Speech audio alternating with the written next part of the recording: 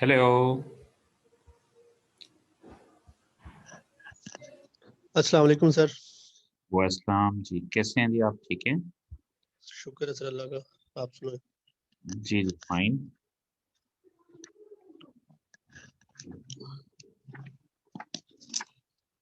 हाँ जी, सजाद कैसे हैं जी आप?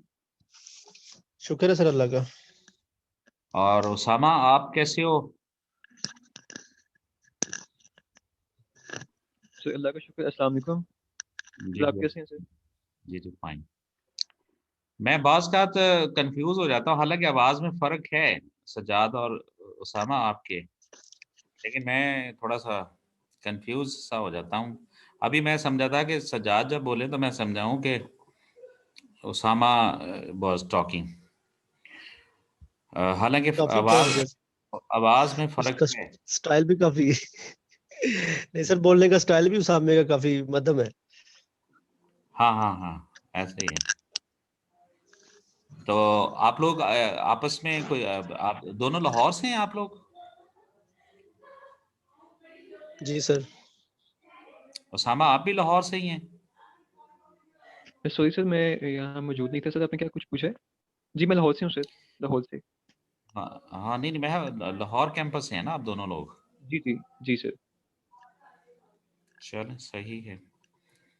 तो लास्ट हम जो स्लाइड्स हमने की है वो कौन सी थी? सर जॉइंट वेंचर कर ली थी हमने। जी सर। हमारा आपस में जॉइंट वेंचर हो गया। जी। सजाद बताइए जॉइंट वेंचर क्या था? जी सर। जी। सर दो ऑर्गेनाइजेशन, दो फर्म मिलके कोई एक कंबाइन बिजनेस करें sir.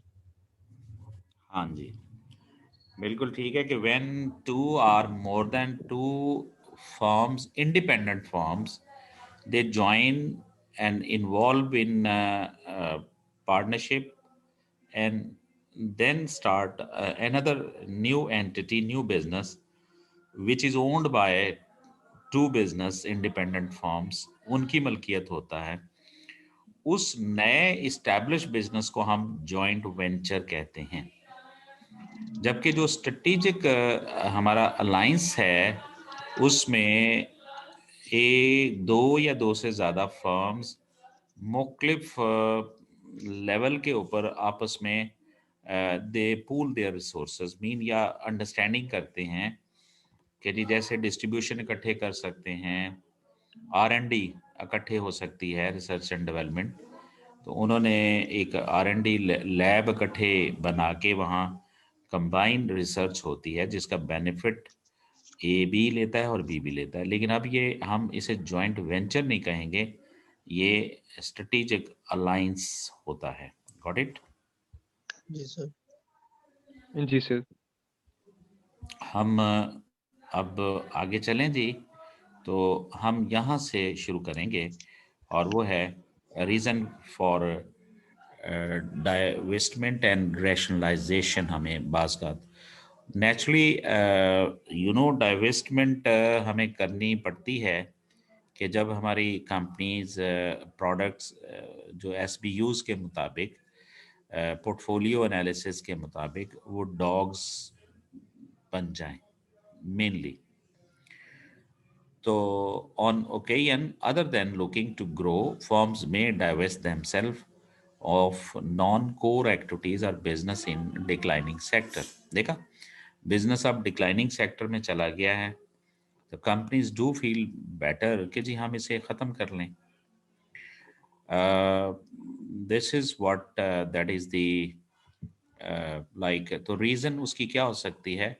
To rationalize a business and concentrate resources on core activities, especially if current business combination is destroying value rather than creating it, to sell off subsidiaries at a profit, to make a profit by buying and selling companies, to get out while the going is good, to raise funds to invest elsewhere. मसलन आपको आपने किसी और जगह invest करना है और आप अपने उस बिजनेस को बेच देते हो जो कि लाइक, और उस पैसे को किसी और जगह, तो उसको आप यू विल कॉल डाइवेस्टमेंट। मेरे अपना उसामा सज्जाद, ये बताइए कोई मेरे अलावा कोई आवाज़ तो नहीं आप लोगों को आ रही? सर जी बहुत सर, आ स्लो रही आ है। रही है। आ रही है लेकिन कम, और- मुझे तो बहुत कम आ रही है। डिस्टर्बेंस तो नहीं आ रही। नहीं, वो म्यूजिक सा फील हो रहा है कोई? बहुत लो है सर उसका, मुझे तो कोई खास फर्क नहीं है। बहुत काम है सर। अच्छा, मतलब डिस्टरबेंस तो नहीं है? वो दरअसल बेटे ने आप दूसरी साइड की तरफ एक चीज लगाई हुई है, उस वजह से अगर आप डिस्टरबेंस हो रही तो मैं उनको कह देता हूँ। सर नहीं नहीं सर, सर, बिल्कुल ठीक। डिस्टर्बेंस तो नहीं है। चलें, ठीक है, ठीक है। सर नाउ, सर इसमें, सर जी जी सेकंड लास्ट पॉइंट है सर उसमें। जी। उसमें सर वो कह रहे हैं कि to get out while the going is good. Sir bad भी तो हो सकती है। वर्स्ट कंडीशंस की बेस पे आप निकलते हैं किसी बिजनेस से। यानी ये है कि बेहतर कंडीशन में ही छोड़ जाए उसको, इससे पहले कि वो वर्स हो जाए। नहीं मतलब, हाँ ऐसा है कि मतलब है कि still the condition is good, आगे चल के वर्स्ट हो जाएगी तो अभी बेहतर है मैं अभी छोड़ दूं। जी ठीक है सर। सर प्रीवियस में मैंने एक छोटा सा पूछना था डिफरेंशिएशन का ही, जी जी जी, कि पूछिए। अगर कीमत कम भी हो तो भी डिफरेंशिएशन हो सकती है लो कॉस्ट पे भी। देखो, बात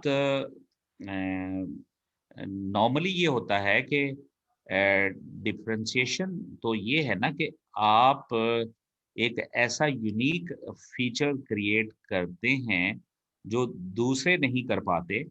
और नेचुरली बात होती है सजाद, उसके पीछे आपकी R&D होती है।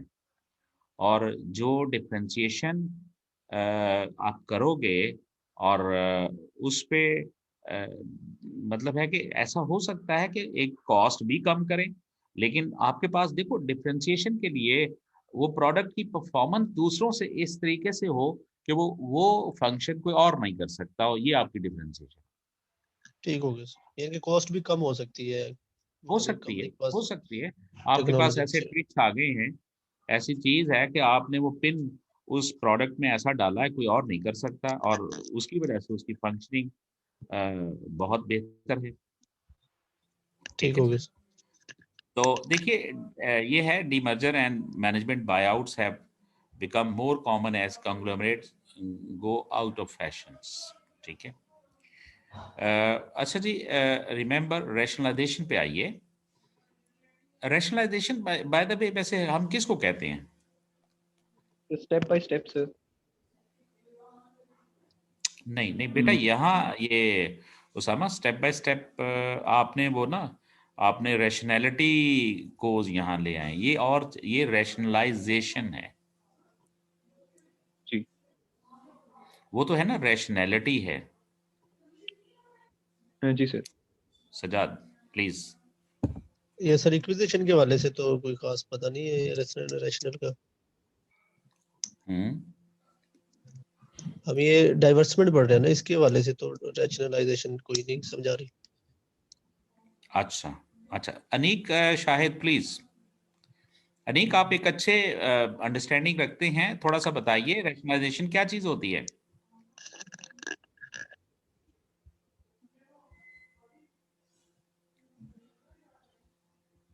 अनीक।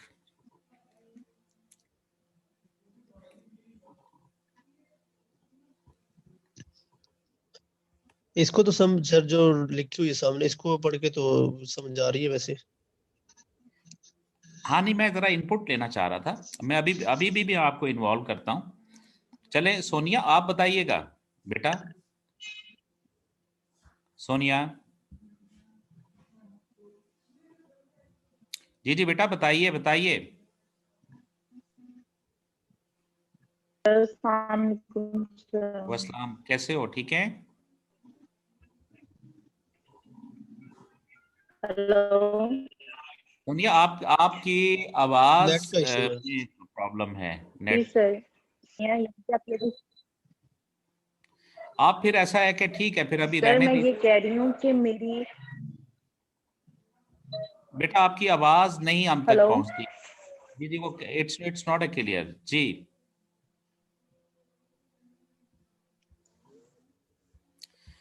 आप सर अभी सर अनीक अब आ रही है आवाज?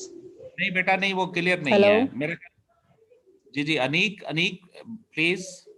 जी अस्सलाम वालेकुम सर। अनीक कैसे हो भाई, आप ठीक हैं? जी सर, अल्लाह का शुक्र है। Aneek, what you say about rationalization? Sir rationalization तो ये बहुत बड़ा आई थिंक प्रॉब्लम है।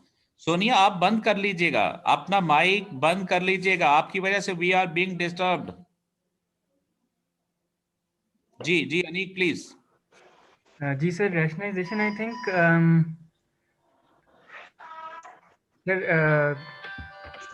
सर सॉरी मैं एक कॉल आ रही है। आप ले लो कॉल।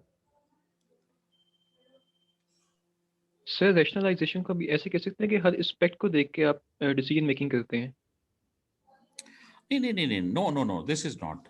देखिए ऐसा है, अभी मैं चाह रहा था कि जरा अनीक से हम पूछ लें। जी जी सर, अभी जरूर करिए। मैं बताता हूँ।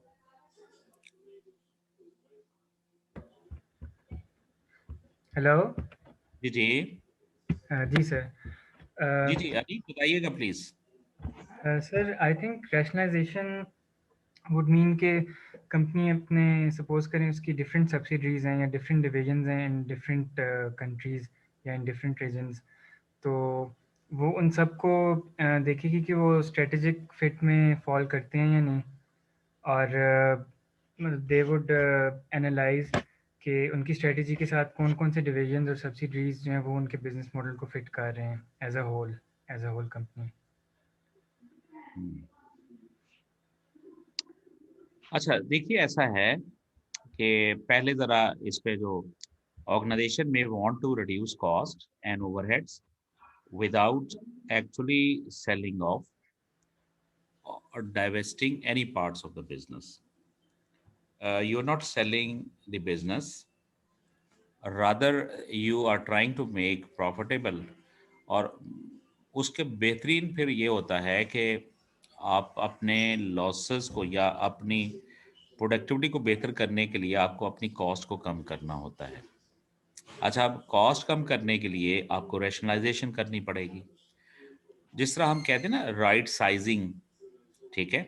मसलन अब आप क्या करो कि जॉब शेयरिंग वगैरह, जैसे मशीन्स हैं, पहले अगर मशीन की तादाद ज़्यादा चलती है तो अब आप उसको कम कर रहे हो, जॉब शेयरिंग कर रहे हो, ओवर टाइम को कम कर रहे हो, ठीक है। गैर ज़रूरी जो चीज़ें हैं, आपने रैशनलाइजेशन करते हुए कुछ बंदों को ले ऑफ कर दिया जो अननेसेसरी थे, अनवांटेड थे।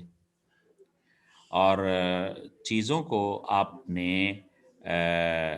डिप्लॉय इस तरीके से किया कि उसमें गैर ज़रूरी जो आपकी कॉस्ट थी, ह्यूमन थे, मशीन थी, टेक्नोलॉजी थी, जो गैर ज़रूरी चल रही थी, आपने बिल के ऊपर कंट्रोल किया, ख़र्चों पे कंट्रोल किया, गैर ज़रूरी बंदों को निकाला, उनकी एडजस्टमेंट करके, तो वो जो आपकी कॉस्ट थी वो कम हो गई, वो आपकी कॉस्ट कम हुई। ये my dear, this is called rationalization. क्योंकि हम समझते हैं कि जब कारोबार जो है, कोई बिजनेस है या प्रोडक्ट है, कि नहीं वो लॉस में, तो लॉस में जाने से पहले आप अगर रैशनलाइजेशन करके अपनी कॉस्ट को कम कर सकते हो तो आप ऐसा देखो, ये भी एक रैशनलाइजेशन है। जैसा कि मैंने कल बताया था कि आप आउटसोर्सिंग करते हो, फर्ज करें फैकल्टी परमानेंट रखने की सूरत में आपकी साल के अगर 40 लाख रुपए बनते हैं और आप आउटसोर्स करके वही काम अगर आप 20 लाख में कर लेते हो, तो वो 20 लाख जो आपने बचाए हैं, इस टेक्निक को यहाँ क्या नाम दोगे? रैशनलाइजेशन। तो आपने अपनी स्पेंडिंग को आपने हर हवाले से कम करना है। तो राइट साइजिंग, डाउन साइजिंग, जहां जहां वो रिक्वायर्ड है, और इस तरीके से you are trying to cut your cost, and that is basically called rationalization. क्योंकि जो डाइवेस्टमेंट होती है उसमें आप अपने उन इन्वेस्टमेंट को सेल आउट करोगे। आपका प्लांट है, बेच दिया आपने, गाड़ी थी, बेच दिया आपने, बिल्डिंग थी, बेच दी। वो जो बेचेंगे, सेल आउट करते हैं, वो डाइवेस्टमेंट है। लेकिन अब हम रैशनलाइजेशन में हम ये करते हैं कि चीज़ को हम बेच नहीं रहे, बल्कि उसको प्रॉफिटेबल रखने के लिए हम उसमें जो है, जो कॉस्ट को कंट्रोल करके हम चीज़ों को प्रॉफिटेबल रखने की कोशिश करते हैं। तो my dear, this way is called rationalization. अच्छा, पहले ज़रा देख लीजिएगा। अब देखें कॉस्ट रैशनलाइजेशन क्या है। Reviewing spending, identify possible cuts, that is job cuts, but need to be careful not to cut back too far in the short term, because this could weaken competitive position in the long term. Product rationalization, reduce the number of products in the portfolio and focus on the ones which generate the most profit, but need to consider joint purchases. Do a consumer buy an unprofitable one in the conjunction with the profitable one? ये है जी आपके पास। इस तरह आप product rationalisation कर सकते हैं। और प्रोडक्ट रैशनलाइजेशन में जैसे आपका पोर्टफोलियो है, यू हैव 5 प्रोडक्ट, उनमें से 2 प्रोडक्ट्स प्रॉफिट सही नहीं दे रही, तो हम उनको ख़त्म करके बाकियों को बचा लें, ये रैशनलाइजेशन है। ठीक है, तो बहरहाल आपने अपनी कॉस्ट को ओवरकम करना है, और इसको ओवरकम करके then you have to make your business manageable. So dear, this technique will be called the rationalization. Got it? Clear है जी? जी सर, इसमें कंट्रीब्यूशन मार्जिन कॉन्सेप्ट नहीं आएगा सर? Sorry? कंट्रीब्यूशन का मार्जिन का कॉन्सेप्ट तो नहीं आता सर यहाँ पे, कि जो प्रोडक्ट आपको नहीं। देखो, कंट्रीब्यूशन मार्जिन तो आपका एक मिनट जी। हाँ जी, अस्सलाम वालेकुम जी, मैं पाए ना क्लास ले रहा जी, जरा मैं 9 बजे फ्री होना जी। ओके, खुदा हाफिज़ जी। अच्छा, देखिए कंट्रीब्यूशन मार्जिन तो सिंपल ये है कि आप once from the sale you deduct the variable cost, what is left, this is CM। Usama ji sir. Sir मैं इस सेंस में पूछ रहा था कि काफ़ी प्रोडक्ट्स आपके पास हैं प्रोडक्ट रैशनलाइजेशन के अंदर, तो जो कंट्रीब्यूशन जिनकी मार्जिन ज़्यादा है आप वो चूज़ करते हैं, बाकियों को डिस्कार्ड कर देते हैं। हाँ, तो बेटा जी आ गई, रैशनलाइजेशन आ गई ना, कि बजाय कि आप अपना पूरा कारोबार उड़ा दें, आप अपनी 5 में से 2 प्रोडक्ट खत्म कर रहे हैं और बाकियों को बचा रहे हैं, ये रैशनलाइजेशन है। जी जी सर। ओके जी, गॉट इट सर। कंट्रीब्यूशन वो उस सूरत में होगा कि अगर वो फिक्स कॉस्ट में अगर वो कंट्रीब्यूट कर रहा है, फिक्स कॉस्ट को मिनिमाइज कर रही है अगर वो कंट्रीब्यूशन, फिर हम उसको डिस्कार्ड नहीं करेंगे। नहीं, देखिए मेरी बात सुनिए, मैं आपको थोड़ा सा कंट्रीब्यूशन मार्जिन का ना जी, आप लोग खैर ये सॉरी, एक ज़रा मैं कॉल ज़रा ले लूँ जी। जी बेग साहब, अस्सलाम वालेकुम।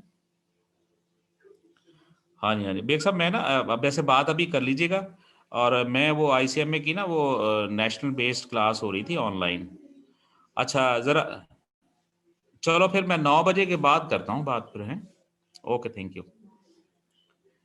अच्छा देखो बेटा जी, वो जो है ना कंट्रीब्यूशन मार्जिन वाला, वो तो हम उसमें वो CVP analysis, cost volume profit, break even point, और वो ये है कि जी अब हम देखना चाहते हैं कि व्हाट इज लेवल, हम we set a break even mean that prior to this point that a company would be facing losses. The reason is that revenue are lesser than the total cost. So that's why I think you are trying your level best to attain the break even point. चूंकि break even point पे पहुंचेंगे तो losses खत्म हो जाएंगे, but still company is not enjoying profit. That's why आपकी destination है कि हम ब्रेक इवन को क्रॉस करके प्रॉफिटेबल हो जाएं। अच्छा, उसके बाद कंपनी फिर अपने डिसीजन मेकिंग में ब्रेक इवन को यूज़ करते हुए बाज़ का, चूंकि आपकी टोटल कॉस्ट रिकवर हो चुकी है, इसका मतलब अब जो उस प्रोडक्ट के ऊपर आपकी कॉस्ट है ना, वो सिर्फ वेरिएबल होनी है, तो आप प्राइस को एडजस्ट भी कर सकते हो उस लेवल के ऊपर। ठीक है, उसका मकसद ये है। यहाँ हम कर रहे हैं कि ऐसा कोई भी टेक्निक जिससे हमारी कॉस्ट मिनिमाइज हो सके, और बजाय कि हम अपनी सारी किसी चीज़ को सेल आउट कर दें, हम एक ख़ास किसी चीज़ को बेहतर करके, उसे इम्प्रूव करके, एक हिस्से को कट करके दूसरे हिस्से को बचाना चाहते हैं। ये रैशनलाइजेशन है। ठीक है ना जी। अब जैसे अभी ऐसा है गवर्नमेंट कॉलेजेस में, बाज़ जगहों पे क्या है कि जी फैकल्टी जितनी चाहिए उससे ज़्यादा हैं, और बाज़ जगहों पे जितनी फैकल्टी चाहिए उनसे कम है। अब अगर जहाँ जहाँ कम है, अगर वो ये कह रहे हों कि जी हमें न्यू और बंदे दें, तो वो तो गवर्नमेंट के ऊपर बर्डन बनेगा। अब वहाँ आपको क्या करनी पड़ेगी? रैशनलाइजेशन करनी पड़ेगी। अच्छा, फिर एक ये भी है कि रैशनलाइजेशन में गवर्नमेंट अब सोच रही है कि फ़र्ज़ करें कि कितने स्टूडेंट्स के ऊपर कितने टीचर होने चाहिए। फ़र्ज़ करें कि अगर एक 50 स्टूडेंट है, उसके ऊपर एक सब्जेक्ट का एक टीचर होना चाहिए। तो कई ऐसे कॉलेजेस हैं, फ़र्ज़ करें कि जहाँ अब क्लास में 20-20 लोग बैठे हुए हैं, तो वहाँ अब क्या करें वो? इसका मतलब उन बंदों को आपको उसके मुताबिक फिर राइट साइज़ करना पड़ेगा। अब राइट साइज़ करके गवर्नमेंट अपने रिसोर्सेज़ जो उस एक्सचेकर के ऊपर बर्डन है उसको कम कर सकती है। अब हमारा जैसे पीआईए भी बेसिकली क्या है कि वहाँ रैशनलाइजेशन की ज़रूरत है, चूँकि ओवरबर्डन किया हुआ है, और that's why I think white elephant बना हुआ है। स्टील मिल का क्या हाल हुआ? यही है। अब वहाँ हमें वी आर ड्रास्टिकली नीड के one should have to use the rationalization. Clear जी? Okay sir. जी सर। Thank you. अच्छा जी, माय डियर, अच्छा अब देखिए, आपने इवेल्यूटिंग स्ट्रेटेजिक ऑप्शन को इवेल्युएट करना है। यहाँ ऑप्शन से मतलब है कि जो हम करने जा जो स्ट्रेटजी ऑप्ट करने जा रहे हैं वो ठीक होनी चाहिए। और नेचुरली तो बेसिक टेस्ट ऑफ जो स्ट्रेटजी हैं वो 3 हैं। इसको ज़रा जहन में भी रखिएगा। 1 सूटेबिलिटी, फिजिबिलिटी और एक्सेप्टेबिलिटी, SFA।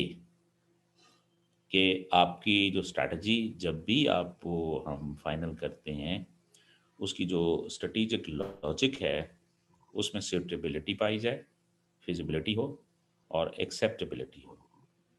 अब सवाल है कि सूटेबिलिटी क्या है? Relates to organization's strategic fit with the circumstances. देखिए ऐसा है कि जैसे हम ना, मैंने पहले भी कहा था कि ये फिट का वर्ड ना आप लोग इसको यूज़ किया करें एसएम के अंदर।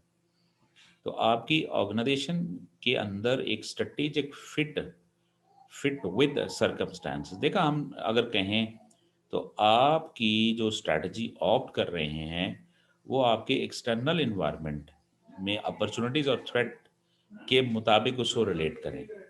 मैं फ़र्ज़ करें अगर आपके इन्वायरमेंट में वो अपॉर्चुनिटीज़ नहीं पाई जाती, और आप अगर उस स्ट्रैटेजी को ऑप्ट करोगे तो नाकाम हो जाएगी। तो इसी तरीके से आपका फिट पाया जाना चाहिए with your internal and with your external. इसी तरह फिर फिजिबिलिटी होनी चाहिए। तो can it be done paid for, मतलब वो जो हम काम वो करने जा रहे हैं, वो पे फॉर का मतलब है कि उसके करने से वो डिजायर्ड रिजल्ट प्रॉफिट मिलेगा। क्या वो हो सकता है? एग्जीक्यूशन में जा सकती चीज़ पे फॉर हो सकता है। मसलन अब मैं एक कहता हूँ जी ये हम टेक्निक, क्या उस ऐसा करने से रिजल्ट बेहतर हो जाएगा? अगर तो रिजल्ट बेहतर आता है तो वो उसमें फिजिबिलिटी है। और acceptability, will it suit different stakeholders को सूट करती है। तो जितनी वो डिफरेंट स्टेक होल्डर को सूट करेगी, वो उसमें उतनी ही नेचुरली क्या चीज़ पाई जाएगी? एक्सेप्टेबिलिटी है। तो ये 3 क्राइटेरिया, सूटेबिलिटी का, स्ट्रेटेजिक फिट होनी चाहिए, फिजिबिलिटी का मतलब कैन बी डन और पे फॉर उसमें हो, मीन वो चीज़ प्रॉफिटेबल हो और उसमें वो ऑब्जेक्टिव अचीवेबल हो, और एक्सेप्टेबिलिटी का मतलब उसमें maximum stakeholders are accepting. Now that some firms set target returns in NPV terms using an appropriate cost of capital. The cost of capital may be based upon. देखिए ये term आप बताएंगे कि some firms set target return in NPV terms using an appropriate cost of capital. ये क्या चीज है, मतलब किस तरह आप यूज करते हैं एनपीवी में कॉस्ट ऑफ कैपिटल? सर आप as of my opinion sir, आप स्क्रीनिंग करते हैं अपने कॉस्ट ऑफ कैपिटल, जो प्रोजेक्ट आपको कॉस्ट ऑफ कैपिटल देता है, अब वो उसकी स्क्रीनिंग करके उसको एक्सेप्ट कर लेते हैं, और ये एनपीवी आप आज के दिन में ही वो वैल्यू फाइंड करते हैं कितना हमें देगी, बैरियर क्रॉस करेगी कि नहीं कॉस्ट ऑफ कैपिटल का. लेकिन आपने बात की है थोड़ा सा, इसे हम और भी लाइटर इजी कर सकते हैं. मेरा ख्याल है कि जो आपने सजाद बात की है वो शायद आपने रेस्ट ऑफ ऑडियंस शायद उसको नहीं समझ सके शायद, मेरा ख्याल है. सजाद आप जरा कमेंट कीजिए जो बात उसामा ने की है, यू अंडरस्टैंड? सर हम अगर इन्वेस्टमेंट कर रहे हैं किसी भी प्रोजेक्ट में आज की डेट में, तो उस पे फिर हमें जो रिटर्न मिलनी है 5 साल का, हम देख लेते हैं कि 5 साल में हमें रिटर्न मिलनी है, उसकी हम प्रेजेंट वैल्यू फिर देखते हैं कि हमें वो जो कॉस्ट ऑफ कैपिटल है उस पे इंटरेस्ट जो है उससे ज्यादा बनेगी या नहीं बनेगी. इनके एक तो इन्वेस्टमेंट है और उस पे जो इंटरेस्ट होता है वो दोनों इंक्लूड करके, और जो हमारी फ्यूचर जो हमारा इनफ्लो होगा उसकी हम ले लेते थे प्रेजेंट वैल्यू, फिर उनको मैच करते हैं. हाँ ऐसे एक्चुअली नहीं, सिंपल एक्चुअली आप कर सकते हैं. कॉस्ट ऑफ कैपिटल जो है ना वो अल्टीमेट आपका एक्सपेक्टेड रेट ऑफ रिटर्न बन जाता है, और जो डिस्काउंट रेट है वो बेसिकली आपका कॉस्ट ऑफ कैपिटल है. तो कॉस्ट ऑफ कैपिटल को आप यूज करते हो फॉर मेजरिंग दी पीवी, और पीवी को जब आप comparison with ICO, internal initial cash outflow से करते हो, तो उसका गैप होता है, वो एनपीवी है. NPV if it's positive. For example आपने अपने फ्यूचर रिटर्न्स को डिवाइड किया है 1 प्लस आई या 1 प्लस के विच इज 11%. तो 11% क्या होगी? कॉस्ट ऑफ कैपिटल है, और वो cost of capital you are using as discounted rate my dear. तो दैट्स व्हाट आई थिंक. आप उस कॉस्ट ऑफ कैपिटल को अपने एनपीवी के लिए इस्तेमाल करते हो. अब जरा देखिए कि the some firm set target returns in NPV term using an appropriate cost of capital. तो कॉस्ट ऑफ कैपिटल की बजाय मैं अगर लफ्ज़ यहाँ डिस्काउंटेड कैश वो कह दूँ आपका रेट ऑफ रिटर्न या लाइक डिस्काउंट फैक्टर, तो दैट इज़ व्हाट. इसका मतलब आपकी प्रेजेंट वैल्यू डिपेंड कर रही है कॉस्ट ऑफ कैपिटल के ऊपर. अब कॉस्ट ऑफ कैपिटल क्या है कि it is the cost which you have to pay to the capital provider. ठीक है, और आपका जो एक्सपेक्टेड रेट होता है वो कॉस्ट ऑफ कैपिटल है, और उसको आप यूज़ कर रहे हो एज डिस्काउंट फैक्टर के तौर पे. My point is clear gentleman? जी सर. अच्छा जी, the weighted average cost of तो सर कैपिटल, उसमें इन्फ्लेशन भी एडजस्ट ही होगा फिर. वो तो नेचुरली जब आप लेते हो ना आरएफ रिस्क फ्री रेट कैपम के मुताबिक, और वो होता ही इन्फ्लेशन एडजस्टेड है, प्लस जितना उसमें रिस्क आता जाता है वो ऐड का आप करते जाते हो. बहरहाल वो सिक्योरिटीज़ के हवाले से. लेकिन आप जैसा कि ये वैक आप बनाते हो ना, अभी मैं पूछने वाला भी हूँ आपसे कि basically weighted average cost of capital किस तरह फाइंड करोगे, और वेटेड से क्या मतलब है?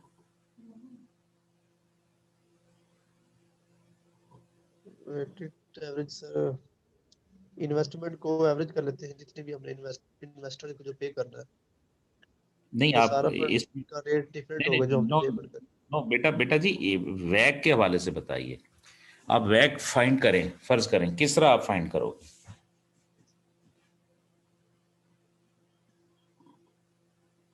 एक बैलेंस शीट बनाओ ना, बैलेंस शीट में इधर एसेट्स हैं, इधर लाइबिलिटीज हैं, इधर इक्विटीज हैं। अब बताइए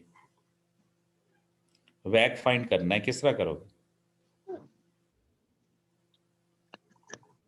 no idea sir.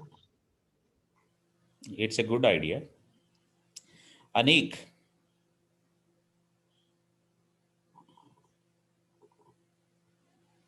Aneek please, may you share your view? Aneek,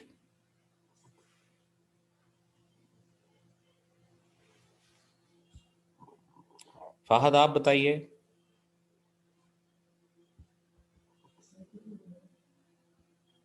Sonia का तो माइक ही बड़ा डिस्टर्बिंग है।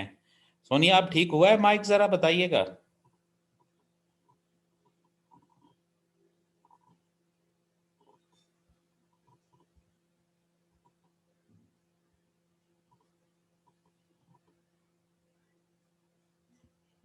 अनीक आप मुझे सुन रहे हैं?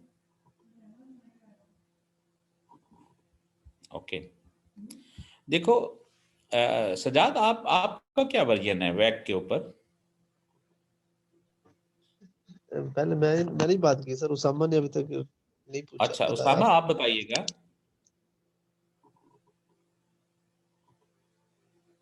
सर वैक मैंने वैसे अभी तक पढ़ा नहीं है, तो इसका सिर्फ फॉर्मूला से मुझे आता है सर बस। फॉर्मूला आता है? नहीं पढ़ा? आप लोगों ने अभी कोर्स इस पे नहीं पढ़ा हुआ है? नहीं सर, नहीं ये सर, स्ट्रेटजिक ये एसएमयू हाँ के अंदर स्ट्रेटजिक आता है। मैनेजमेंट में आएगा, एसएमए में आएगा, वो मैंने भी नहीं अभी तक रखा। अच्छा चलें, देखिए इसका थोड़ा सा बड़ा सिंपल सी बात होती है। देखें, अगर आपका जो वैक है ना, weighted average cost of capital, वो आपका जो किसी भी कंपनी का कैपिटल स्ट्रक्चर को पहले देखेंगे इतना होता है। कैपिटल स्ट्रक्चर पाकिस्तान में तो खैर दो किस्म के ही होते हैं, एक उनमें डेट और दूसरा इक्विटी, और उनमें कॉमन शेयर्स। अगर हम मैक्सिमम करें तो तीन भी हो सकते हैं उनमें, प्रेफर्ड शेयर्स, डेट और कॉमन शेयर्स। तो ये माय डियर, अब अगर आप इसको देखें तो फिर आप इनकी वेटेड, वेटेड का मतलब है, अब जैसे मैं कहूँ कि आपका डेट जो है वो 40% है, और कॉमन जो है वो फ़र्ज़ करें कि 50 आपका परसेंट है, और 10% प्रेफर्ड है। तो ये माय डियर 100% हो गया। अब आप करोगे कि आपकी बैक वेटेड, ठीक है? तो जो आप रिटर्न दोगे डेट को, ठीक है, और फिर इसी तरह जो इक्विटी पे और जो प्रेफर्ड पे, उसको वेटेड एवरेज के साथ करते हुए आप एक एवरेज बनाते हो। तो ये बहरहाल आप वैक होता है, weighted average cost of capital. Clear होगी बात? जी सर। बहरहाल उसको आप फिर मार्जिनल कॉस्ट ऑफ कैपिटल है। अब मार्जिनल का मतलब ये होता है कि हर कैपिटल की कॉस्ट से अगली जो आप इन्वेस्टमेंट उसमें शामिल करते हो, जो उसके ऊपर आपको देना पड़ता है या लेना पड़ता है, वो मार्जिनल है। फिर अपॉर्चुनिटी कॉस्ट ऑफ कैपिटल होती है। फिर adjustment to allow for the risk of a particular project है। मतलब आप के प्रोजेक्ट में रिस्क देखा, आप जितना ज़्यादा होगा उसको भी आपको शामिल करना पड़ता है। और return based upon capital asset pricing model, ये जो आपका कैपेम आ गया, कैपेम कैपिटल एसेट प्राइसिंग, तो उसमें जितने रिस्क ज़्यादा आता जाएगा उसकी कंपनसेशन आप। अच्छा अब नीचे आइए स्ट्रेटेजिक अनसर्टेनिटीज़ में। चूँकि इनफैक्ट आपकी जो मतलब स्ट्रेटजी होती है उसमें कई किस्म की जो अनसर्टेनिटीज फॉल करती हैं, वो हैं आपकी trends in industry, competitor activities, valuing intangible such as brands, evaluating marketing expenditure, product interrelationship. और ये फिर हमें आगे ultimately investment decisions for companies are suppose to increase shareholder value, और शेयर होल्डर वैल्यू एनालिसिस और economic value added. अच्छा बच्चों, ये मुझे बताइए V A V sorry EVA क्या होगा? इकोनॉमिक वैल्यू एडेड क्या चीज़ है?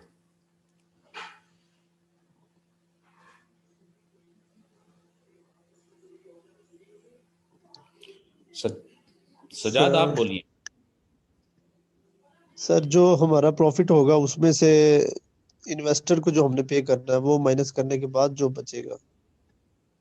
हाँ, अब फॉर एग्जांपल जरा बता दें, जरा लेट्स से हमारी जो प्रॉफिट है वो बनता है 1 लाख रुपया, और जी कॉस्ट ऑफ कैपिटल अगर फर्ज करें 70,000 बनती है, तो वो तो पे करने के बाद 30,000, जी ये सर 30। इकोनॉमिक वैल्यू एडेड, यही है ना जी? जी सर। इसे हम क्यों कहते हैं इकोनॉमिक वैल्यू एडेड?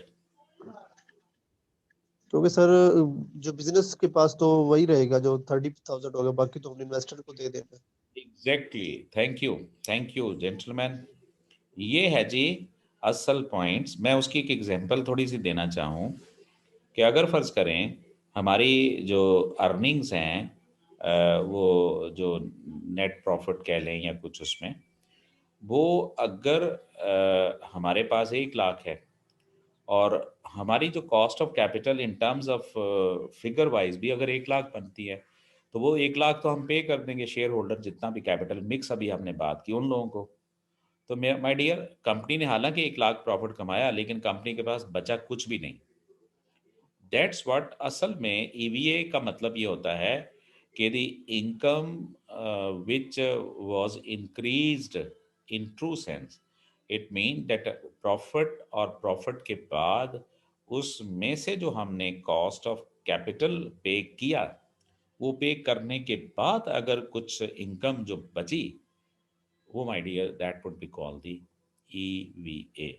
समटाइम आपके पास रिटेन्ड अर्निंग होने के बावजूद भी ईवीए नहीं होता। तो असल में वो इस वजह से आपको देखना चाहते हैं कि हम, पता क्या, ये स्ट्रेटेजिक ऑप्शन हम देख रहे हैं। तो ऑप्शन में हम देखेंगे कि किसी कंपनी की शेयर होल्डर वैल्यू कितनी बड़ी और इकोनॉमिक वैल्यू एडेड कितनी है। तो असल म्यार तो ये है ना, ये म्यार नहीं है, ये तो उसकी कॉस्ट वाइज है, ठीक है। और असल में इसको पे करने के बाद फिर हमारी जो पीवी जो जितनी ज़्यादा है, और पीवी या share holder value analysis, economic value, ये हमें बताएगी। ये जितना ज़्यादा होगा वो स्ट्रेटेजिक ऑप्शन हमारे पास उतनी ही बेहतर हम लेंगे, और उसकी बेस के ऊपर हमने ये बात करनी होती है। अच्छा जी, अब चूंकि हमने वो वी वर टॉकिंग के सूटेबिलिटी एक्सेप्टेबिलिटी, इसको उन्होंने ज़रा ज़्यादा बेहतर तरीके से बताने की कोशिश की है। If you need to evaluate a strategy in your exams, you should consider its suitability, acceptability, and feasibility. Always consider suitability first. There is no point assessing whether a strategy is acceptable or feasible. It is not suitable. Okay? For the section, the situation in hand, suitability क्या है? I mean, like exploit strength or competences, rectifies weaknesses, seizes opportunities, help overcome threats, satisfies organization goal and objectives, fills a gap analysis, generates, maintains competitive advantage, does not involve undue risk, fits with corporate culture, fits with existing strategies. इसमें my dear कोई सवाल पूछना चाहते हैं तो please you are free.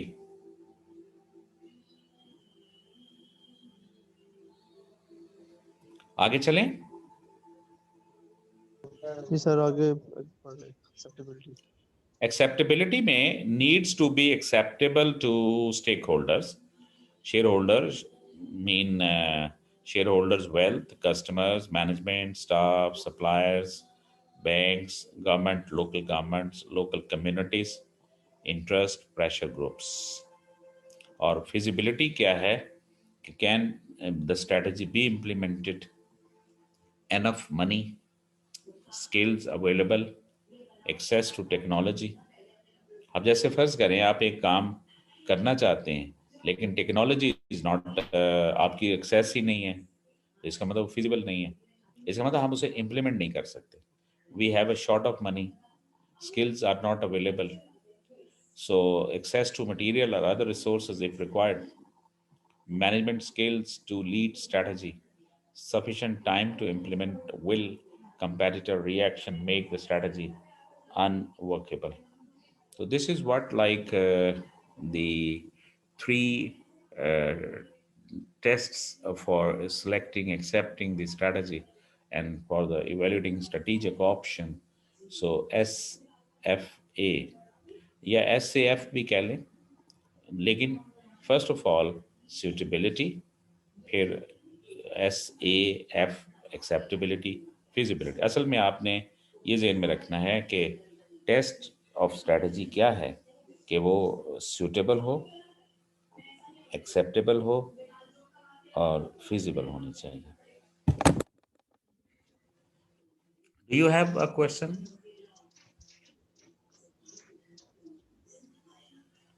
Okay, now my dear, we are moving towards risk and cost behavior. Risk क्या चीज है? अनीक, आप यू हैव ज्वाइंड, और आप mike if is in comfortable situation please, would you like to talk mister Aneek?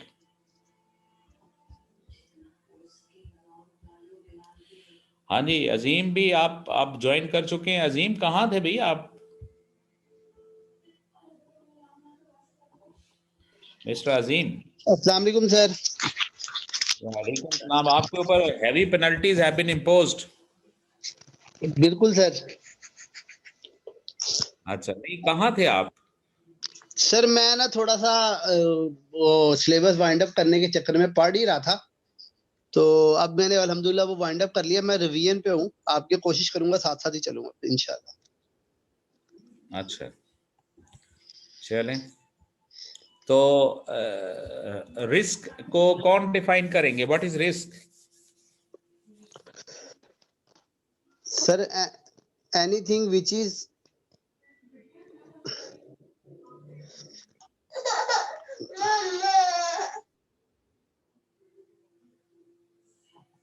जी.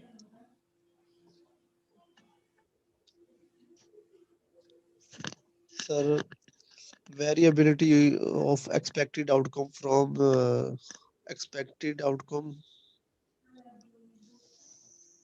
ठीक है. अच्छा, sir uncertainty probability भी सर इसमें कहीं आ जाता है. जी, अनसर्टेन आउटकम. मैंने अजीम पहले भी कहा था अनसर्टन आउटकम्स एग्जैक्ट डेफिनेशन नहीं है. सर इसमें आपने वो यही कहा था कि इसमें कुछ सर्टेनिटी भी होती है जो रिस्क में मैयर हो जाता है, जो अनसर्टेनिटी मैयर नहीं होती वो मतलब जिस तरह मैयर होती है, आपने कहा था प्रोबेबिलिटीज के जरिए मैयर हो जाती है. हाँ, तो बेटा जी देखिए अजीम साहब, आप जब आप कहेंगे ना अनसर्टन, देखो अनसर्टन चीज वेरिएबिलिटी है, वो रिस्क को क्रिएट तो करती, लेकिन उसमें रिस्क कितना है वो हमें पता ही नहीं है. तो फिर क्या करेंगे आप कहोगे जो अभी सज्जाद ने बात की है कि रिस्क इज द चांस या probability of deviation from the expected desired outcome. Probability को अटैच साथ करना होगा अजीम, अदरवाइज ये बड़ी ट्रिकी सी बात है. वैसे तो लोग इसी तरह ही कहेंगे, things are uncertain, it creates risk, but what is risk? Risk को अगर क्लियर कट डिफाइन करने के लिए आप कहोगे कि the chances of the deviation, variance from the expected target, expected outcome is called the risk. So simply don't try to be say कि जी uncertainty is the risk. Uncertainty is the reason for the risk, but how much risk is there you need to measure. ठीक है? और remember, हमें पहले हम evaluate करते हैं, identify करते हैं, फिर क्वांटिफाई करते हैं, और फिर फैसला करते हैं कि हमने रिस्क को मैनेज कैसे करना है. My dear, identifying, measuring, managing, और उसके लिए हमें रिस्क, तो रिस्क की probability, possibility, chance of occurrence from the expected outcome, that is called a risk. Now anyhow, I think these are the risks, my dear, associated. business, economic, financial, competitor, political, exchange rate, physical. An investor will want high return to compensate for a high risk. बड़ी simple सी बात है, ये देखें, ये ये क्या चीज़ है जो ये रिटर्न है, ये यहाँ से शुरू होता है। अजीम, सर ये मिनिमम रिटर्न मतलब शो कर रहा है कि जीरो लेवल पे इतना एक रिटर्न तो होगा। फ्री जो आरएफ है, फ्री रिस्क, ये कौन ऑफर करते हैं? Risk free return sir, risk free return. हाँ, who is offering? Sir like government security जिसमें इन्वेस्टर का ट्रस्ट बहुत ज्यादा होता है। दिस इज व्हाट, ये है my dear risk free rate, ये वाला। अगर आप एग्जैक्ट इसको लाइन ऐसे लगा दो, एग्जैक्ट इसके पैरेलल, ये वाला क्या लाइन जो अपवर्ड की तरफ जा रही है, ये जो इस लाइन से ऊपर है, ये आपका मार्केट प्रीमियम है। Yes sir, risk premium, risk premium है। तो आप जैसे जैसे इधर की तरफ मूव करोगे, if you are moving towards the higher risky securities, तो naturally your return should be high one. और those who are not interested to take any risk, तो उनको यहाँ इन्वेस्ट करना चाहिए। और this is the return that central bank is offering on the treasury securities, T securities. Or this is the return which is inflation adjusted return. I hope so that you understand. Now different stakeholders have a different perception of risks. Risk can be managed however. अच्छा, इसका मुझे तर्जुमा बताइए, ये क्या है कि different stakeholders have a different perceptions of risks. तो इसका मतलब अगर उनकी perception different है, तो क्या उसकी एक्सपेक्टेड डिस्काउंटेड रेट भी डिफरेंट होगा? यस सर, हर एक का अलग-अलग होगा, उसके पोर्टफोलियो पे डिपेंड करेगा। पोर्टफोलियो पे डिपेंड करता है। सजाद, आप क्या कहते हो? जी सर, जिसको लग रहा होगा रिस्क ज्यादा, वो रिटर्न भी ज्यादा चाहेगा उस इन्वेस्टमेंट पे अपनी। Exactly, this is what. और यही वो पॉइंट है जिस पे जो आपका डिस्काउंटेड जो रेट होता है ना, वो जरूरी नहीं कि हम सब का एक हो। उसकी वजह है कि our perception towards risk is a different, so that's why that what I am demanding some compensation, it is a different, what you are demanding, it is different, because our perception toward risk is different one. तो इस point को जरा जहन में रखिएगा। तो risk can be managed, however, a strategy which is simply too risky will not be followed. Some risk can be dealt with by insurance or contingency plan. An allowance for risk can be built into the target return for the project. With a portfolio, risk can be balanced against each other. Operating gearing, अच्छा हम इससे पहले अभी operational gearing की तरफ में आऊं, तो इस पे कोई पॉइंट है तो प्लीज बात कीजिए, जो अभी हमने पढ़ा है।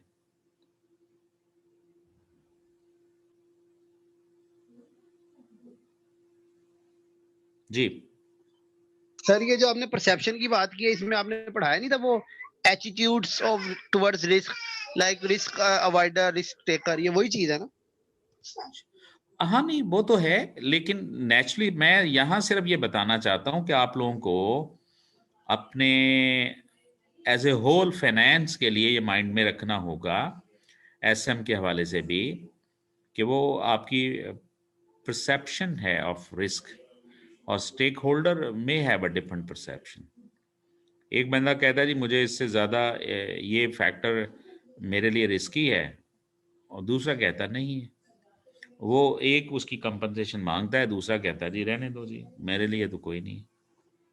तो ऐसा है। बाकी वो जो है वो एटीट्यूड ज़रा थोड़े से डिफरेंट हैं। मैं तो ये कह रहा हूँ कि परसेप्शन डिफरेंट है। क्लियर अजीम, क्लियर है? राइट। अच्छा जी, सर, अब ये जो आइए, लास्ट पॉइंट है पोर्टफोलियो, इसका मतलब ये बनता है कि अगर आपने किसी इन्वेस्टमेंट की हुई है रिस्की, तो फिर अगर आप दूसरी करेंगे जिसमें रिस्क कम हो। बैलेंस उसमें ना करने के अगर लिए। आप पोर्टफोलियो में जाएं तो वहाँ आपकी एक एग्रेसिव स्ट्रेटजीज होती हैं और एक डिफेंसिव स्ट्रेटजीज होती हैं। अगर आप डिफेंसिव में जाना चाहते हो तो फिर आप टी सिक्योरिटीज में इन्वेस्ट करो, और अगर एग्रेसिव में जाना चाहते हो तो फिर रिस्की सिक्योरिटीज में। और अगर आप इन दोनों का कॉम्बिनेशन बना लो तो वो बैलेंस्ड हो जाता है। तो 3 बन गई आप, या अग्रेसिव, दूसरा क्या है डिफेंसिव, तीसरा क्या है उसे बैलेंस कर लो। बैलेंस में क्या होगा कि कुछ आप पोर्टफोलियो लोगे जो रिस्की है, कुछ पोर्टफोलियो वो होंगे कि जो रिस्की Less कम है, risky। तो वो बैलेंस्ड हो गया। ये आप लोग ना म्यूचुअल फंड वालों से पूछा करें, वो आपको बताएंगे। वो कहते हैं जी हम आपकी इन्वेस्टमेंट 3 जगहों पे रख सकते हैं, बैलेंस्ड में, अग्रेसिव में और डिफेंसिव में। ठीक है, तो बहरहाल ये है चीज़। तो आप इस तरीके से उसे बैलेंस कर सकते हैं। Operational gearing, the ratio of fixed two variable cost, ठीक है, is an important indicator of risk. Business with high fixed cost and low variable cost may have high break even level. ठीक है ना जी। अब आपकी जो ऑपरेशनल गियरिंग है, mean ये ऑपरेशनल, जिसे हम लेवरेज के अंदर हम बात कर रहे होते हैं कि जी DOL, degree of operating leverage. ये gearing is a British terminology, we may even use the term leverage. So operational gearing is the ratio of fixed to variable cost, which is an important indicator of risk. So businesses with the high fixed cost and low variable cost may have break-even, high break-even level.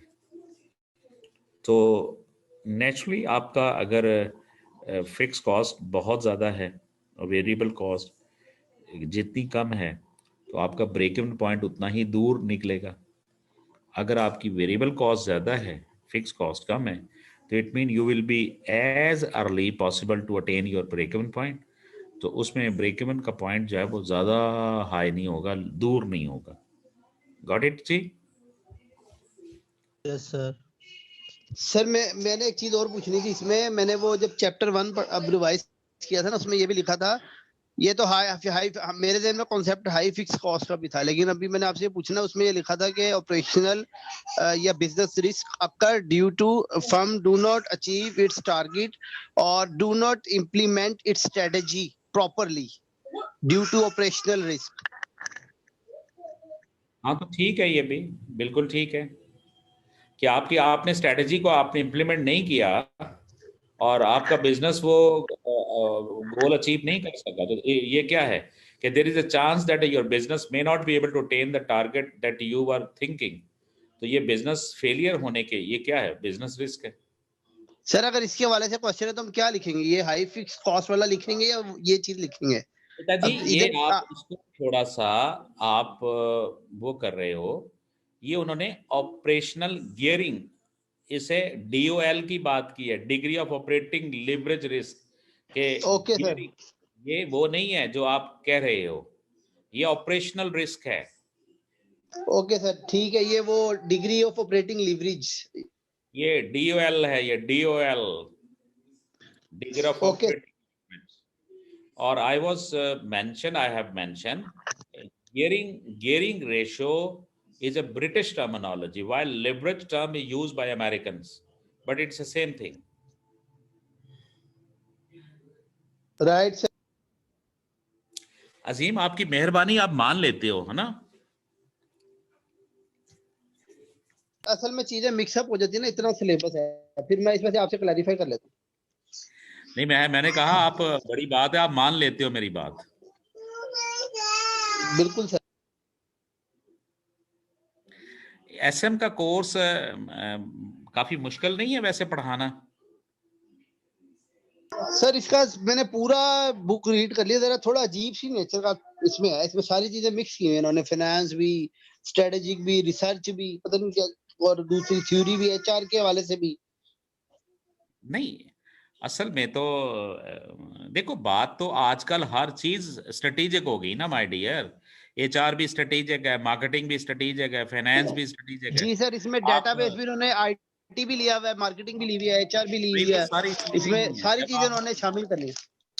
हाँ जी ऐसा ही है। अच्छा जी, anyhow now decision techniques में हम चले गए। तो we may use quantitative and non-quantitative method can be employed to help appraise strategic decisions. अब तो उसमें ये कॉस्ट बेनिफिट एनालिसिस है, रैंकिंग एंड स्कोरिंग मेथड्स है, लाइक सो ऑब्जेक्टिव्स उसमें हम weighted according to their importance, ranking and scoring, decision tree sometime हम बनाते हैं, वो भी एक हम इवन फाइनेंस में भी ये कंस्ट्रक्ट किया जाता है, ठीक है ना जी। और उसमें और सेंसिटिव डिसीजन मैट्रिक्स है, analyse the pay of for any given action, और सेंसिटिविटी एनालिसिस होता है कि हम डाटा की वेरिएबिलिटी को बेस बना के प्लॉट करके देखते हैं, जितनी उसमें मूवमेंट ज़्यादा है वो सेंसिटिव उतना ही ज़्यादा है। तो ये वो हैं चीज़ें, but remember strategic decisions often have a long time scale and involve data which may be unreliable, so a firm cannot guarantee to always make the correct decision. वो तो खैर बात है कि चीज़ें जो होती हैं ह्यूमन मेड हैं, वो सारी एब्सोल्यूट उस हवाले के साथ नहीं जाती। तो this is regarding the chapter number 5। जी हम आगे चलें जी।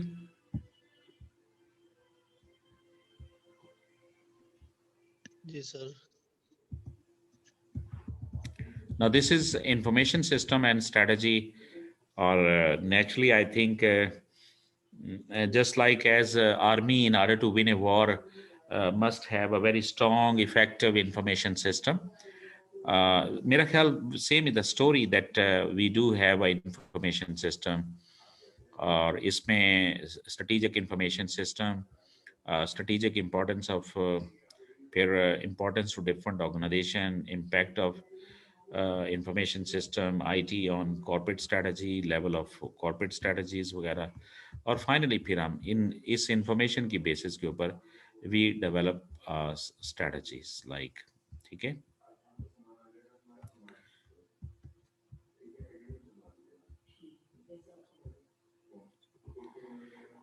ये है जी, हम स्ट्रेटेजिक इंफॉर्मेशन सिस्टम में strategic planning, management control, operational control, information summaries report, और लाइक तो strategic information is used to plan the objectives of organization and to assess whether those objectives are being met in practices.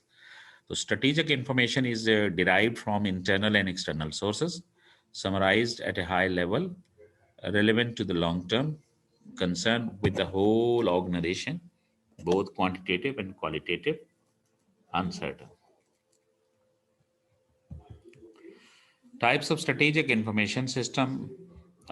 Executive information system help senior manager to take strategic decision, और ये हमारे पास work station है, ये internal data, external data, MIS data, financial data, office systems, modelling, analysis, external में share prices, market prices, legislations, competitors like, then ये हम work station जो, और इसमें हम minuses, graphs, communications, local processing वगैरह। तो management information system provide operation report on existing operation, और decision support system has a high level of analytical power and aids decision on issues subjects to high level of uncertainty.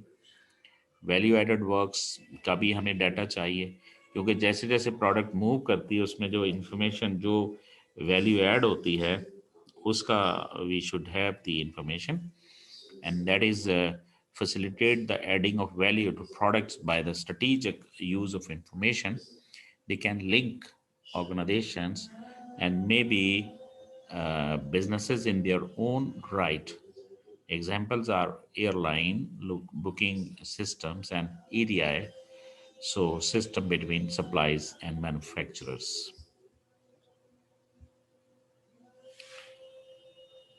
This is strategic information system. Usama आप पढ़िएगा जरा please. Osama. जी sir. So is the long-term plan for systems to exploit information in order to support business strategies or create new strategies or strategic options? Okay, ठीक है। The IT strategy is concerned with selecting, operating, and managing the technological element necessary to implement the IS strategy. Okay. Then IM strategy here deals with the roles of the people involved in the use of IT assets, the relationships between them, and design of the management processes needed to exploit IT and to control it. And so last one here, our system, strategic information system, are systems at any level of an organization that change goals, processes, products, services, or environmental relationships with the aim of gaining competitive advantage. Ji please. So strategic approach is needed because ISIT involve high costs, critical to the success of many organizations, are now used as part of commercial strategy in the battle for competitive advantage, uh, have an impact on customer service, affect all levels of management and staff, may lead to structural changes in an organization, affect the way management information is created and presented, require effective management to obtain the maximum benefit. And the last one here involves many stakeholders inside and outside the organization. अच्छा, ये structural changes क्या होते हैं? Sir hierarchical change, management change हो गई, या centralisation या ये हायरार्कियल चेंज हो गई, रिपोर्टिंग, डुअल रिपोर्टिंग सिस्टम होता है बाज़ औक़ात, तो सिंगल रिपोर्टिंग सिस्टम, इस हवाले से स्ट्रक्चर चेंजिंग है हायरार्कियल सिस्टम। नहीं, I am sorry Azeem, I am not agreeing with your perception. Sir वो जिस तरह आपने बताया था री इंजीनियरिंग। हाँ तो बेटा ये बताइए ना, स्ट्रक्चरल चेंजेस का मतलब होता है कि fundamental radical broader base change, जिससे वो पहले वाला सिस्टम एब्सोल्यूट चेंज हो जाए, वो होगा structural changes. Right sir. Sir वैसे ये स्लाइड जितनी अच्छी है, मैंने सारी प्रिंट कर, वो दोस्त ने प्रिंट किया, मैंने सारी कॉपी करा ली है। क्या जी? ये आपने बड़ी ये स्लाइड जितनी अच्छी है, आपने मटेरियल इतना अच्छा दिया ये वाला, ये मैंने सारी, एक दोस्त ने प्रिंट किया, मैंने सारी कॉपीज करवा ली हैं। बेटा ये वाली बहुत अच्छी है, ये तो आप अपने पास सब लोग कॉपी करवा लें। जी सर, मैं इसी वजह है कि चैप्टर पढ़ के इसको रिवाइज करते हैं, बड़ा आसानी से रिवाइज हो जाता सारा, और आपको डिटेल में सीमा पढ़ने की जरूरत नहीं है। एंड सर ये अपने सॉरी सर, ये आपने शेयर किया ग्रुप में ये वाली बुक जो आप जहाँ से पढ़ा रहे हैं? हाँ, ये मैंने की हुई है बेटा। सर फिर वो मिक्स हो गई है सर मेरी डॉक्यूमेंट्स में। चलो मैं दोबारा कर देता हूँ, कोई नहीं ऐसा। जी सर, थैंक यू। मैं आज इसको ना सेंड कर देता हूँ आपको। Thank you. और इसको आप लोगों ने फोकस करना है, ये आप लोगों के चूंकि ये बहुत ही अच्छी वो हैं, और ये हाइलाइट्स हैं मेजर। सर ये आउट क्लास है, इसमें एक पॉइंट भी मिस नहीं होता। हाँ जी, मतलब पूरा चैप्टर पढ़ने की जरूरत ही नहीं है, आप इसको देखें बस, दिस इज फाइनल। तो अच्छा देखिए, स्ट्रक्चरल चेंजेस होती हैं कि जो अगर आपका कंपनी के अंदर वन वे कम्युनिकेशन था या सेंट्रलाइजेशन थी, अब कंपनी ने अपने यहाँ एब्सोल्यूट डिसेंट्रलाइजेशन पे चले गए हैं, तो वो आप क्या कहोगे, वो स्ट्रक्चरल चेंजेस होती हैं। क्लियर? जी सर। एंड सर एक चीज़ आपसे शेयर करनी थी सर। जी। इस दफ़ा जो एग्जाम में स्टूडेंट्स अपीयर हुए उनमें से एक स्टूडेंट ऐसे थे जिन्होंने बताया था कि काफ़ी मेजर पोर्शन सर इस चैप्टर में से आया था सर, आईटी में से। हाँ, लेकिन पता क्या होता है, वो अब ये एग्जामिनर का वो कोई डिफाइंड कोई चीज नहीं है। नहीं सर, मैं आपको बताऊं, इसमें पेपर हर बच्चे का ना, मैंने ऑनलाइन पेपर दिए हैं, मैंने पास भी किया अल्हम्दुलिल्लाह, एसएफएम का दिया था, हर बच्चे को पेपर अलग आता है, किसी को कुछ आता है, किसी को कुछ आता है, उसमें अलग अलग क्वेश्चन होते हैं, शफल्ड होते हैं और डिफरेंट होते हैं। कोई बच्चा ये नहीं कह सकता कि मेरा ये था आपने ये आंसर किया। तो इसमें हर एक को अलग अलग आता है, किसी को कुछ आ जाता है, किसी को कुछ आ जाता है। अब बहरहाल इसमें आप लोगों को कॉमन अंडरस्टैंडिंग को जाना पड़ेगा आप लोगों को ना जी, कि उसको आप लोग करें और ताकि एग्जाम में आप उसे वो अटेम्प्ट कर सकें। वो आप ये नहीं कर सकते कि वो यहाँ से आएगा या ऐसे होगा या मतलब what is suppose to be happen. Sir इसके साथ ना मैं जितने भी लोग सुन रहे हैं मैं ये कहूंगा, एमसीक्यूज आपने शेयर किए थे या पता नहीं किसी ने शेयर किए थे, बहरहाल वो मैंने अपने सिस्टम में किए हुए हैं। चैप्टर रीड करके आप ये स्लाइड्स एक दफा फिर दोबारा रीड करके वो एमसीक्यूज करें ना तो चैप्टर पक्का हो जाता है। वो बड़े अच्छे हैं, उससे आपकी पेपर की प्रैक्टिस काफी अच्छी हो जाएगी। चैप्टर वाइज आप करते जाए ना तो आपकी तैयारी अच्छी हो जाएगी। मैंने ही आप लोगों को शेयर किया है क्योंकि ये जी सर, वो मैं चैप्टर वाइज कर रहा हूँ ना सर, चैप्टर पढ़ के फिर ये स्लाइड्स पढ़ के तो उसे आपका चैप्टर पक्का होता जा रहा है। मैंने बेटा जी ये मुझे पता है कि इस मैं अभी जहां भी जो भी क्लासेस लेता हूं मैं उनको पीपीटीज पहले, चूंकि पीपीटीज को पहले बनाना फिर लेके उसको करना फिर उनको, तो it's quite tough one job. Like बंदा वो पता चलता है 2-3 घंटे बड़े आराम से गुजर जाते हैं, चूंकि आप एक होती हैं पीपीटीज ऑलरेडी बनी बनाई, वो लेना और बात है, उनको अपने पर्पज से लेके अरेंज करना बड़ा एक उसमें हेल ऑफ जॉब है उसमें। तो एनी हाउ आई थिंक लेकिन मैंने कोशिश तो की है इस दफ़ा कि आप लोगों को रिमोट लेक्चर होने के बावजूद भी मटेरियल आप तक पहुंचे और आप एक सर हमारे थैंक यू। ये इसमें कोई शक नहीं, आपने मटेरियल अल्हम्दुलिल्लाह काफी अच्छा दिया है, जिससे हमारी अल्हम्दुलिल्लाह पेपर अब पास करना बाकी अल्लाह की उसमें है, लेकिन ये है कि फिर भी मटेरियल माशाल्लाह आपने वो कंप्लीट दिया हमें। अब आगे हमारी अपनी मेहनत है। और प्लस उसके साथ साथ मैंने आप लोगों को इंटरेक्टिव रखा है। मेरी बात सुनिए, मैंने ये नहीं कहा कि जी बस जो चीज़ पढ़ाते जाओ और बात ना करो, मैंने तो हर एक एक बात पे आपसे इंटरेक्शन करने की कोशिश की है। बिल्कुल सर। अच्छा जी, इसमें अब ये है आपकी आईटी एंड कॉर्पोरेट स्ट्रेटजीज के हवाले से, ठीक है। तो ये मेरा ख्याल आप इसको देख लें, पढ़ लें, हैं हमारा ये वही जो वैल्यू चेन है उसके अंदर आईटी का बेसिकली इस्तेमाल है। पोर्टर एंड मिलर ने IT transform the value chain and the product have increasingly large information content. अब वो कहता है जी प्रोडक्ट में लार्ज इंफॉर्मेशन कंटेंट होते हैं। It change industry structure via the 5 forces. It enhances the comparative advantage by reducing cost and differentiation. तो IT as a comparative necessity अब क्यों है वो ये बताना चाहते हैं। और ये जरा इसमें पोर्टर एंड मिलर के अंदर आईटी ट्रांसफॉर्म वैल्यू चेन को एंड द प्रोडक्ट को चेंज करती है।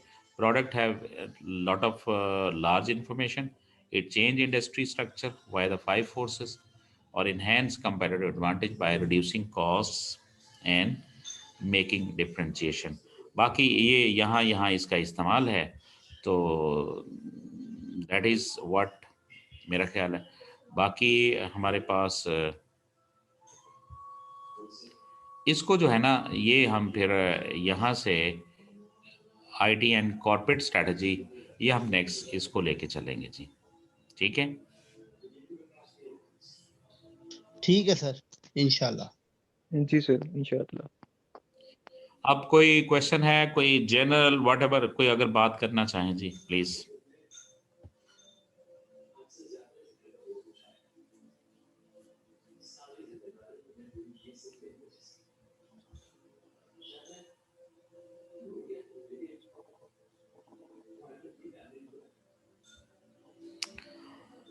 ठीक है जी, फिर वी से खुदा हाफिज है। ओके सर, अल्लाह ओके हाफिज सर, अल्लाह हाफिज। ओके जी, कल मुलाकात होती है। खुदा हाफिज, थैंक यू। इंशाल्लाह सर। इंशाल्लाह।